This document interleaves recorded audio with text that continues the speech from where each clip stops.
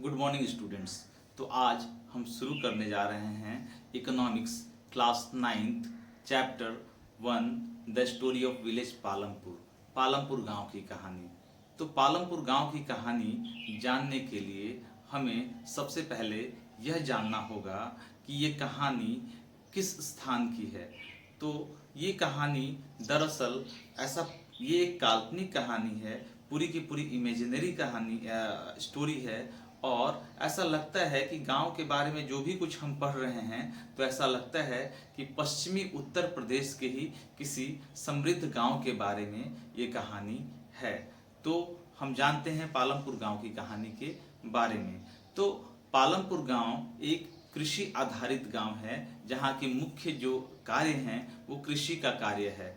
पालमपुर गांव 3 किलोमीटर दूर एक बड़े गांव रायगंज से जुड़ा हुआ है सड़क मार्ग के द्वारा।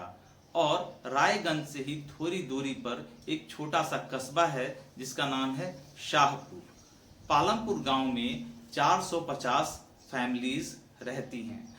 इसमें से 1/3 फैमिली दलितों की है, जो गांव के एक अलग हिस्से में रहते हैं, गांव के किनारे की तरफ रहते हैं। 80 परिवार उच्च जातियों का परिवार है, जिनके पास मुख्य भूमि मतलब गांव का जो मेन लैंड है, ज़्यादातर जो भूमि है वो भूस्वामी हैं और ज़्यादातर भूमि उनके हिस्से में है। पालमपुर गांव में बिजली मतलब इलेक्ट्रिसिटी बहुत पहले ही आ गई थी। तो इलेक्ट्रिसिटी आने के वजह से वहाँ पे कृषि कार्य के को बहुत अच्छे तरीके से वहाँ पर चलाया जा सका है, क्योंकि वहाँ पे बोरिंग के माध्यम से सिंचाई इरिगेशन की व्यवस्था कर दी गई है। अब पालमपुर गांव में आगे की जो कहानी होती है कि हम पालमपुर गांव के माध्यम से पूरे भारत में उत्पादन प्रक्रिया के बारे में समझेंगे। मतलब कि प्रोडक्शन को कैसे हम करते हैं, चाहे वो अब हम सभी प्रकार के कार्यों को 2 हिस्से में डिवाइड कर लेते हैं। पहला तो एक वर्क ऐसा होता है जिसको हम फार्मिंग वर्क कहते हैं, मतलब कृषि कार्य। तो आप जानते हैं कि 75% लोग पालमपुर के वो खेती का काम करते हैं। दूसरा होता है गैर कृषि कार्य अर्थात नॉन फार्मिंग एक्टिविटी।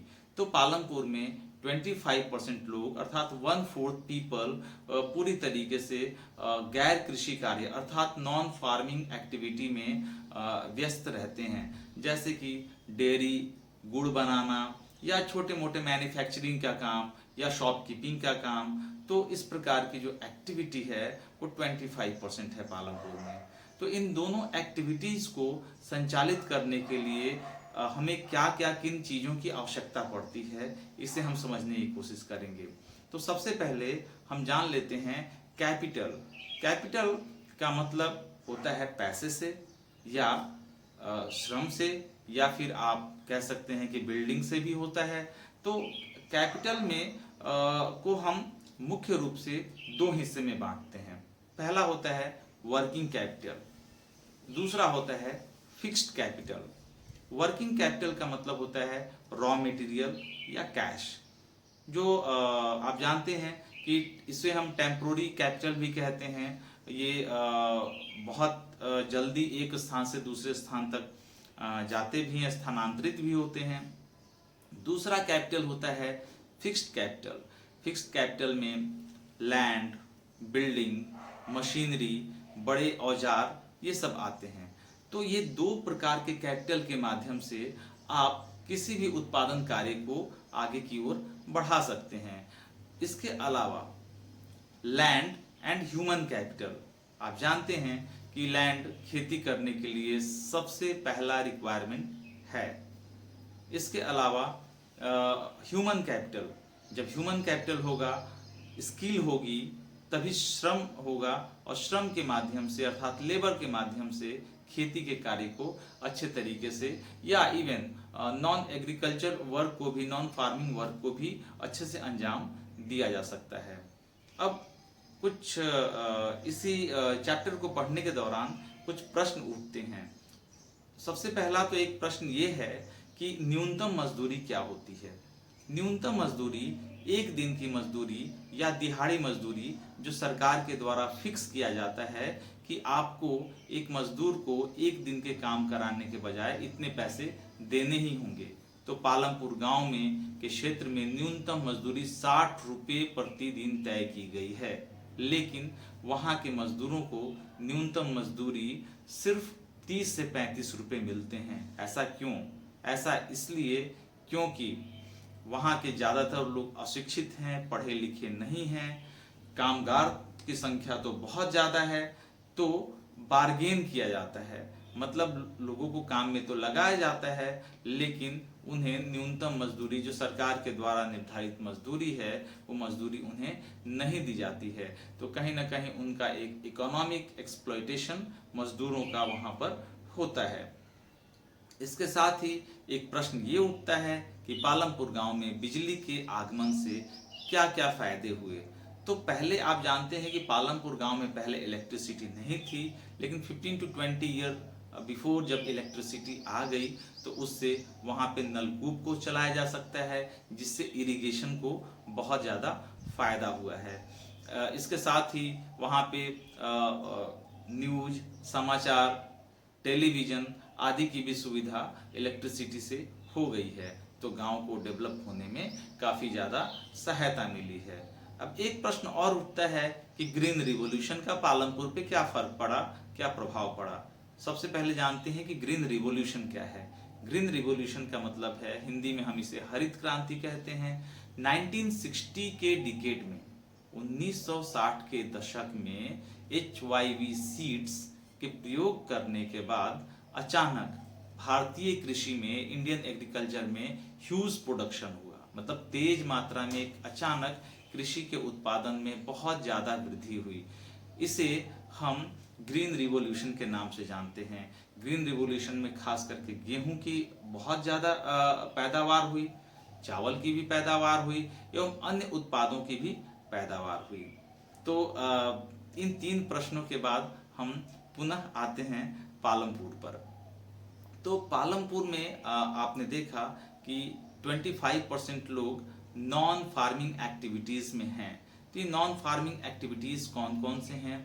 जैसे कि कुछ कहानी के माध्यम से आपके बुक में कुछ कहानियाँ दी गई हैं, उन कहानियों के माध्यम से नॉन फार्मिंग एक्टिविटीज़ को समझाया गया है। जैसे कि मिश्री लाल गुड़ बनाने का काम करते हैं एवं गुड़ बनाने के लिए उन्होंने एक नई मशीन ले ली है और उस मशीन से वो लोगों से गन्ने खरीद करके गन्ने की पेराई करके गुड़ को बनाते हैं और नज़दीक के शाहपुर में वो गुड़ को बेचते हैं। अब आती है किशोर की कहानी।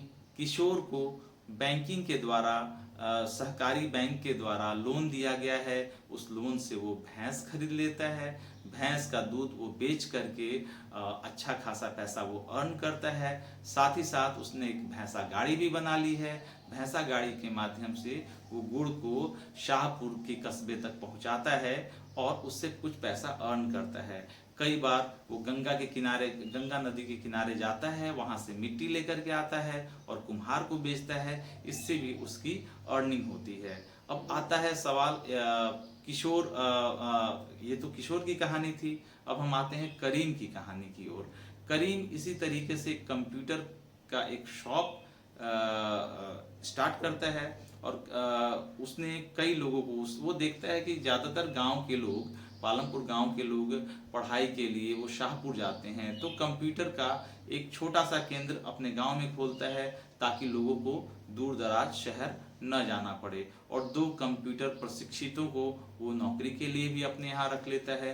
तो और कुछ लोग शॉपकीपिंग का भी काम करते हैं। तो ये पालमपुर में नॉन फार्मिंग एक्टिविटीज़ है।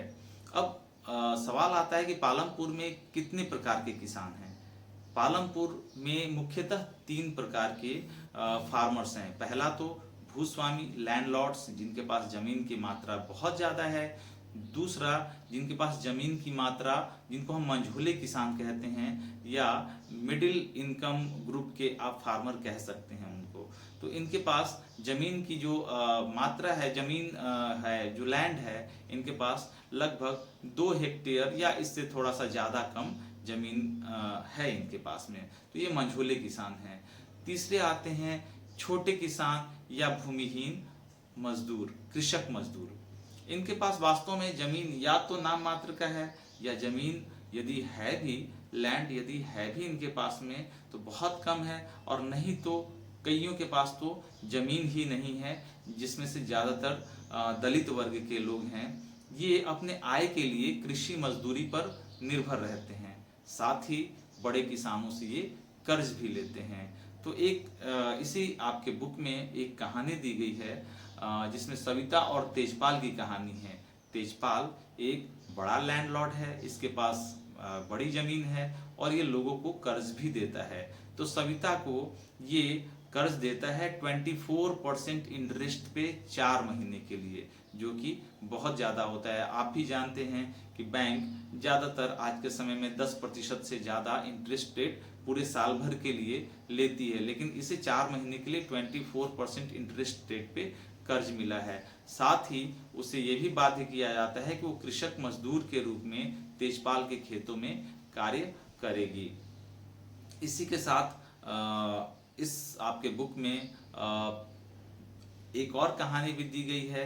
रामकली और डाला दोनों के बीच में एक वार्तालाप होता है।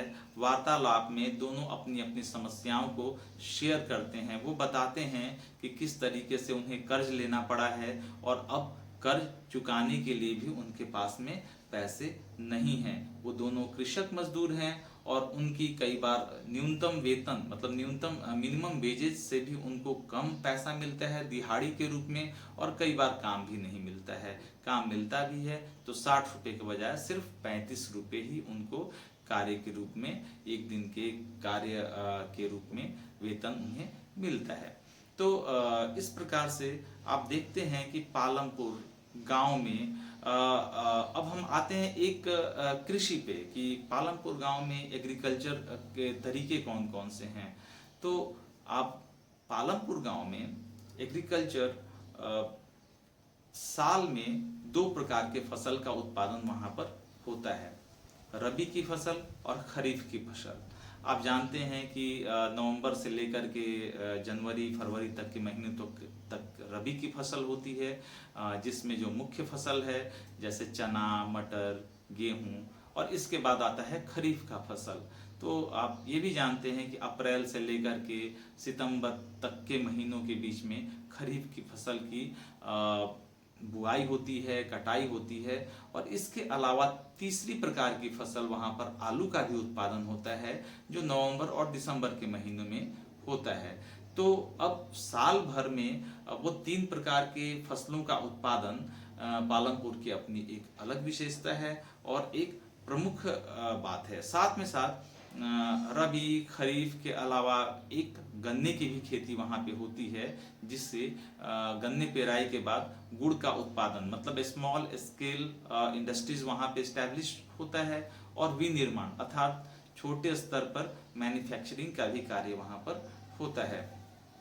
तो ये पालमपुर गांव की farming and non farming activities के बारे में ये कुछ कहानी बताई गई है। साथ में पालमपुर ऐसा लगता है कि पालमपुर गांव में कुछ सस्टेनेबिलिटी की भी बात की गई है, और वो पालमपुर गांव का एग्जाम्पल देकर के पूरे भारत के सस्टेनेबल एग्रीकल्चरल डेवलपमेंट के बारे में बात की गई है। मतलब ज़्यादातर ये चेतावनी दी गई है साइंटिस्ट के द्वारा कि यदि आप ज़्यादा पेस्टिसाइड का इस्तेमाल करेंगे, ज़्यादा फर्टिलाइज़र का उपयोग करेंगे उत्पादन बढ़ाने के लिए, और ज़्यादा इरिगेशन के लिए वाटर का इस्तेमाल करेंगे, तो ग्राउंड लेवल वाटर धीरे धीरे नीचे चला जाएगा और सस्टेनेबल डेवलपमेंट के लिए ये काफ़ी ज़्यादा कठिनाई होगी। एक बात और आती है यहाँ पे मल्टीपल क्रॉपिंग की। तो मल्टीपल क्रॉपिंग एक फसल खेती की वो प्रक्रिया है जिसमें साल भर में एक से ज़्यादा हम फसल का उत्पादन करते हैं। तो आपने देखा कि पालमपुर में मल्टीपल क्रॉपिंग भी स्टैब्लिश है, क्योंकि वहाँ पे गेहूं का भी उत्पादन होता है, मतलब खरीफ की भी फसल का उत्पादन होता है, खरीफ अर्थात चावल का उत्पादन होता है, रबी अर्थात गेहूं के भी फसल का उत्पादन होता है, और आलू का भी उत्पादन होता है, साथ में गन्ने का भी उत्पादन होता है। तो एक साल में 3 प्रकार के फसलों का उत्पादन होता है, अर्थात मल्टीपल क्रॉपिंग एक ऐसी व्यवस्था है जिसमें हम कम लैंड में ज़्यादा से ज़्यादा प्रोडक्शन कर सकते हैं। तो इस प्रकार से हमें पूरे भारत में जब हम एग्रीकल्चर की बात करते हैं तो सस्टेनेबिलिटी की बात भी आती है। हमें प्रोडक्शन तो करना है, परंतु फर्टिलाइजर का कम प्रयोग करके, इसके अलावा इरिगेशन ज़्यादा करने से वाटर लेवल भी कम होगा, इसकी भी चिंता हमें जाहिर करनी है। और एग्रीकल्चरल डेवलपमेंट तो होना चाहिए, लेकिन वो इस प्रकार का नहीं होना चाहिए कि हमारे संसाधनों का दोहन हो जाए और आने वाली पीढ़ी के लिए जो संसाधन की जो क्वालिटी है, जो लैंड की क्वालिटी है, वो डिग्रेडेड रूप में मिले। तो ये थी पालमपुर गांव की कहानी। कुछ चीज़ें यदि रह गई होंगी बाकी, तो उसे भी नोट्स के द्वारा या दूसरे तरीके से आप तक पहुंचा दिया जाएगा। Thank you. और एक चीज़ और कहना चाहता हूं कि आप सभी आरोग्य सेतु ऐप जरूर डाउनलोड कर ले अपने मोबाइल में, ताकि आपको कोविड-19 के बारे में जानकारी मिल सके और आप अपने आप को सुरक्षित रख सकें।